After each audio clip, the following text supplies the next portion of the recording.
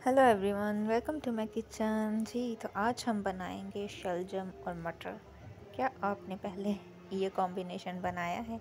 नहीं बनाया तो चलिए जी मेरे साथ सीखिए, बनाइए, खाइए और आप भी यही बात बोलेंगे, लाजवाब। और वाकया में इसका टेस्ट बहुत ही लाजवाब था। तो चलते हैं जी हम अपनी डिटेल वीडियो पर और कैसे बनाए जाते हैं ये देखते हैं। तो यहाँ पे ले लिया है मैंने एक देगची और उसमें मैंने डाला है जी पानी। और पानी को थोड़ा सा हम गर्म होने देंगे।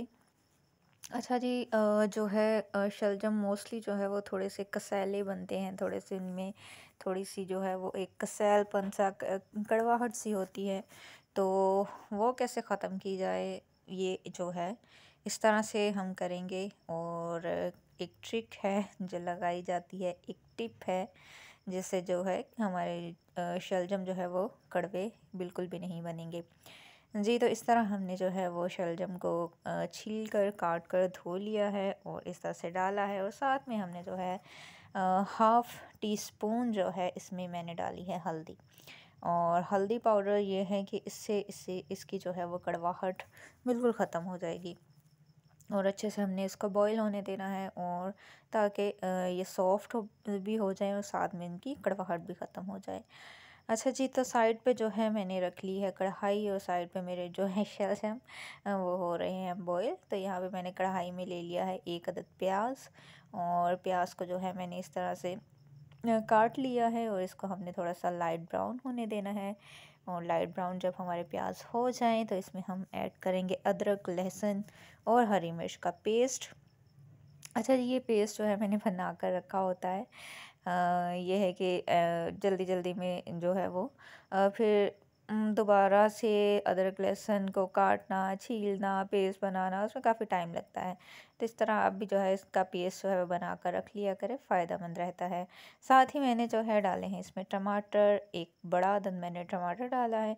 साथ मैंने कुछ डाली हैं जी हरी मिर्चें, इनको भी हमने जो है सॉफ्ट होने देना है। थोड़ा सा पानी ऐड मैंने किया है इसमें ताकि हमारे जो टमाटर हैं और बाकी मसाला जो है वो अच्छे से सॉफ्ट हो जाए। और साथ में इसमें मैंने ऐड किया है जी दरदरा कुटा हुआ क्या जी ऐड किया था धनिया पाउडर। और साथ में लाल मिर्च, नमक मैंने ऐड किया है। और इसके साथ ही जो है थोड़ा सा जब भुन जाए तो उसमें मटर ऐड करेंगे। और मटरों के साथ ही इसमें ऐड कर देंगे जी हल्दी पाउडर। आप देख सकते हैं कितना खूबसूरत सा हमारा कलर आ चुका है। तो यहाँ पे थोड़ा सा पानी डाला है मैंने ताकि हमारे जो है मटर भी जो है वो अच्छे से गल जाए। बहुत ज़्यादा पानी हमने ऐड नहीं करना, थोड़ा सा ऐड करना है, ठीक है जी। तो यहाँ पे साइड पे आप देख सकते हैं मेरे जो हैं शलजम बहुत अच्छे से सॉफ्ट हो चुके हैं। मैंने इनको मैश कर लिया है पानी इनका निकाल कर।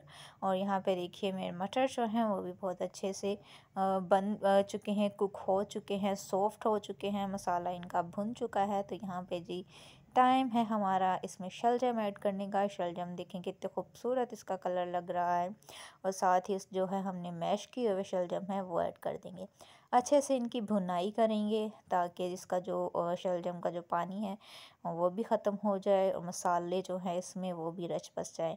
तो तकरीबन 5 मिनट के लिए हम इसकी भुनाई करेंगे जब तक कि इसका ऑयल ऊपर आ जाए।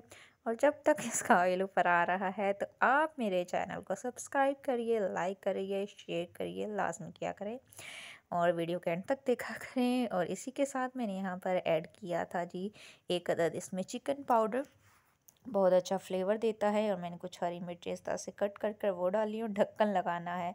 और इससे ये है कि बहुत खूबसूरत सा जो है इसमें आ जाता है जी कलर।